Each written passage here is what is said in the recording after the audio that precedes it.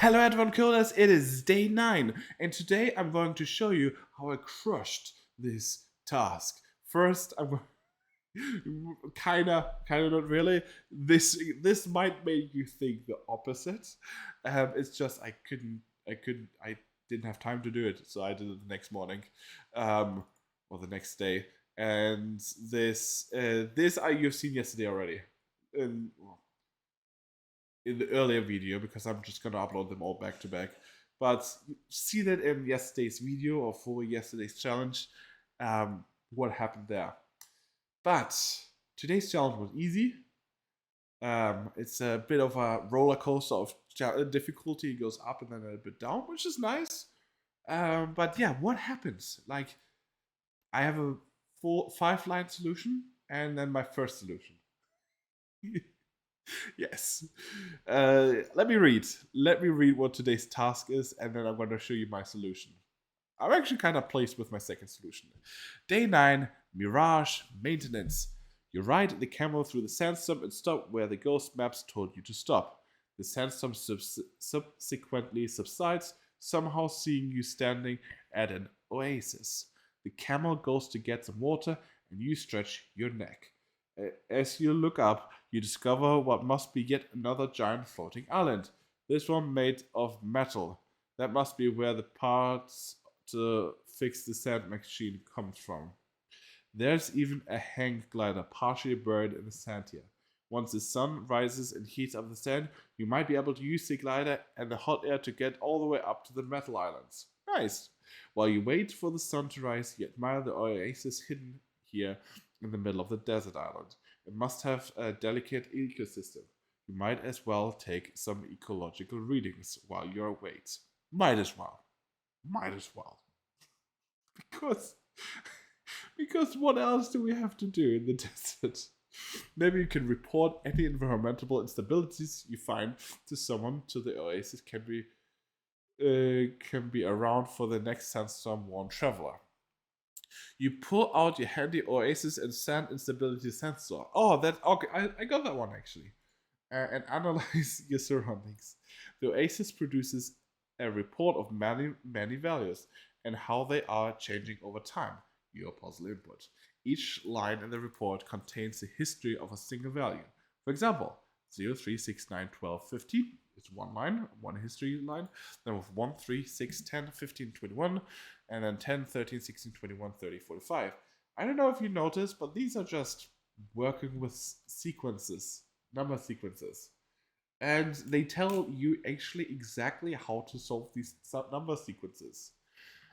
To best protect the oasis, your environmental report should include a prediction of the next value in each history. To do this, start by making a new sequence from the difference at each step of your history. If that sequence is not all 0, repeat this process using the sequence you just generated as the input sequence. Once all the values in your latest sequence are 0s, you can extrapolate what the next value of the original history should be. The above data set, the first history set is 0, 3, 6, 9, 12, 15. Because the values increase by 3, each step, the first sequence of difference that you generate will be 3, 3, 3, 3, 3, 3.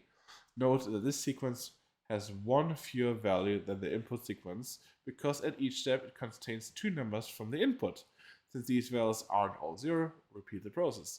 The values differ by 0 at each step. So that's the next sequence is 0, 0, 0, 0.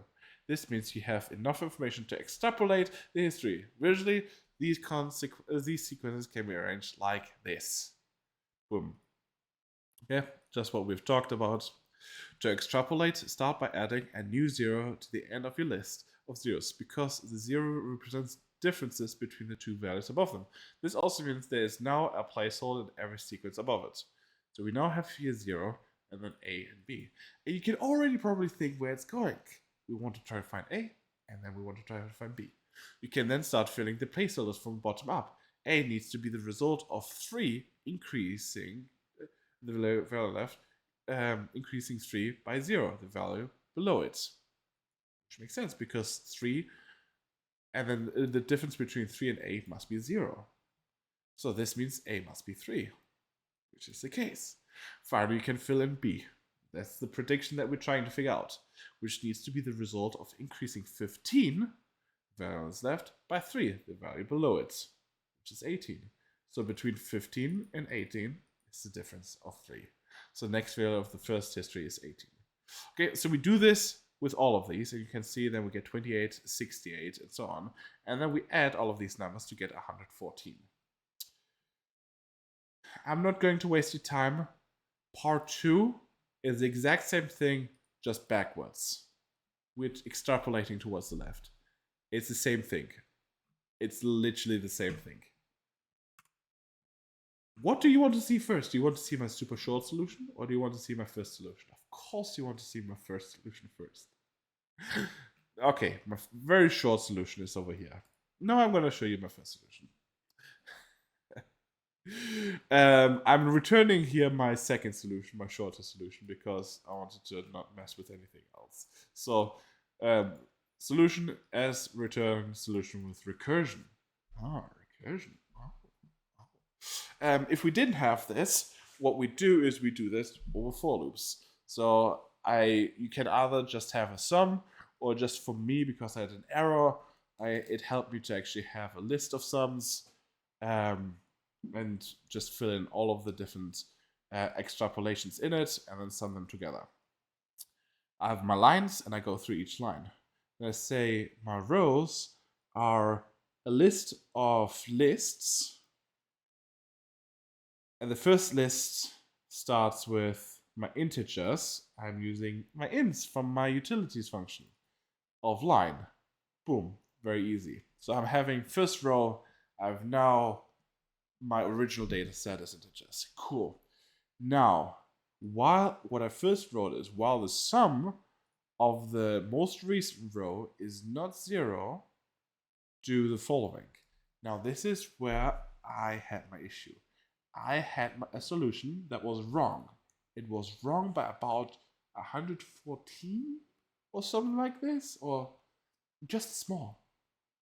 It was a small value difference. And the reason is because it stopped prematurely. Because there was, I did this because I thought, oh, summing all zeros equals 0. So this is going to be the smallest, quickest way for me to do it.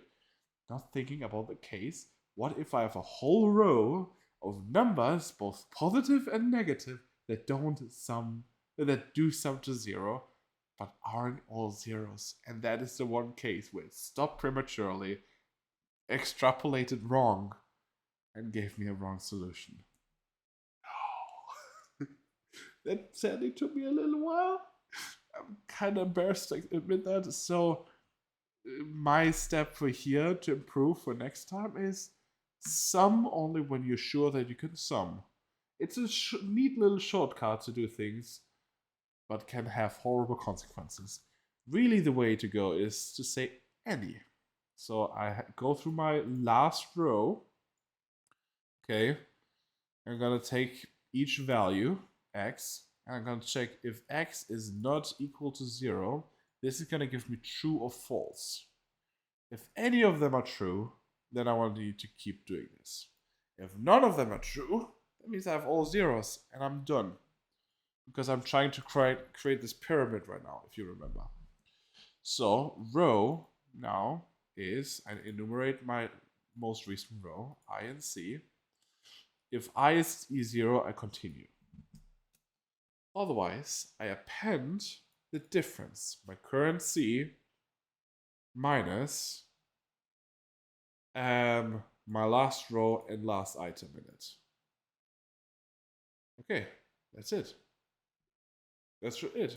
So my current, like I'm going through, not the last item, the previous item.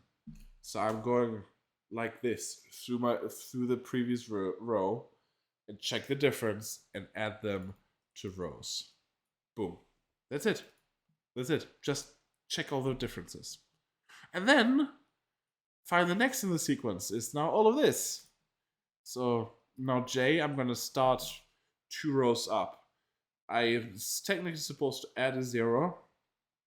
Well, what that does, it just means that I'm just appending another value that is the same as the previous value, the one row above, which was in our example that we read earlier was 3. And all that means is that above now checks that 3 against it, and so I was really able to skip both of these parts. While j is greater than 0 until we've reached the very top, j minus equals 1. That's why it's not greater or equal, because I'm going one further up every time. If part is 1, I do one way around. Otherwise, I do it the other way. So this is where we add to the front or we add to the back. Okay? And then we append a different part of it as well to a different part. So what is this sum that we're doing here? So rows j, so that's the row that we're currently checking out. We append, or we insert at the beginning, or we append at the ends, the sum, which is our current last value. In this case, if we're appending to the end, it's the current last value plus the row below its last value. Okay, and then we append it. Perfect. Or if we insert at the front, we take the current front value and subtract the first value of the one below. Because we're going now backwards. So we're going backwards in time, so we need to subtract. And that's it. And then we say row sums, we append it to either the end or the beginning. And then we sum them all. It's not tough, it's not difficult, but the solution is way nicer with as recursion. And here, are you ready? Do you see how nice and short that is? That is so nice. So define solution recursion, and we have our data and part, and we just say return the sum of this list that we're creating here with the list comprehension. What do we have? How do we create the list comprehension? I'm going through every single line from our data, as we do usually, and I say next value. I only need this next value of the integers of our current line and whichever part we are at, part 1 or part 2. So we just get all the different next values and sum them up. Now, how do we do next values? I'm glad you asked. It is, again, very simple. We have values, and we're now creating next values. Look at how it's done. This is generating the differences. Okay, so we're going for I in our range of values. How do we know it's the length of the range of our values? It's because we're going through the length of -1. So that's the length of this array. So this I is going to be between 0 and -1 of this length. And then that's what I do. I take this value +1, I +1, and subtract the value of I. That's the difference.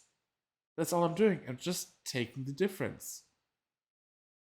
And that's why I need to say -1, because the length would usually is non-inclusive, so you would usually stop 1 before the length. And with the -1, it stops 2 because I'm actually saying I +1. So this is just taking the difference. So with this one line, it's already a massive improvement of what I've done up here, right? With this one line, I'm taking all the differences. Very nice. Now, similar to above, if any are not equal to 0, then I want to extrapolate from the next part. Otherwise, I return 0 because we're the very last one, and then we're just returning 0. So, and this is where recursion happens. What are we returning? And this is where we need to realize on this pyramid, all I'm caring about is these last digits. In order for me to get 41, I'm really adding up 2 + 4 + 9 + 30. Don't believe me? 2 + 4 + 9 + 30. It's 45. Because 2 + 0 is 2. So I'm always getting 2 out.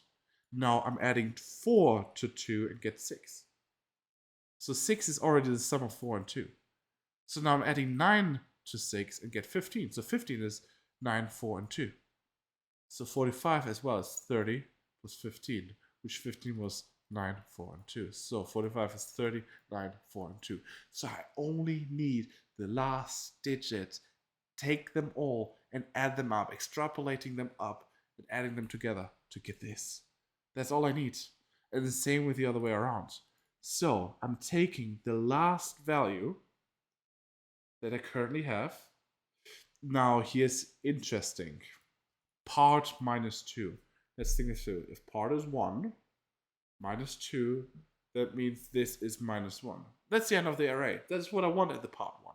I want the very end of the array. Perfect. If part is 2, minus 2 means it's 0. Oh, so it's the beginning of the array. Oh, that's exactly what I want. So that's very nifty here. I can just say part minus 2.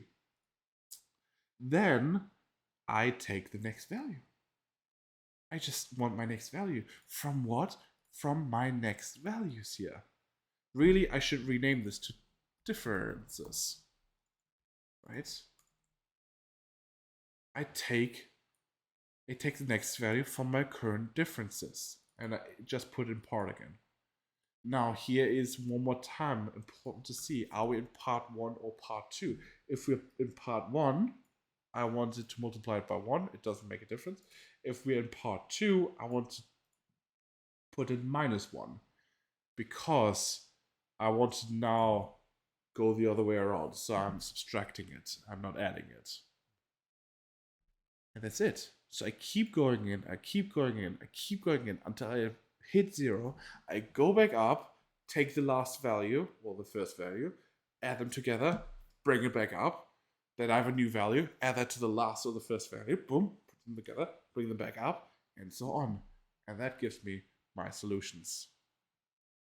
First one very big, second one very small, makes sense. So this is a very small, very nice solution. I have 20 minutes to prepare myself for tonight's challenge, and I hope you enjoyed this, and I'll see you next time. Auf Wiedersehen.